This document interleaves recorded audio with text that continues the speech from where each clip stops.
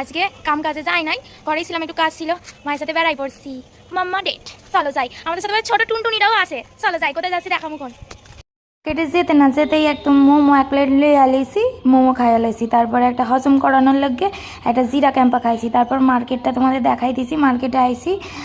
মার্কেটে গাইয়া একটা আমাদের চেনা জানা একটা শাড়ির দোকান আছে, ওইখানে ঢুকেছে।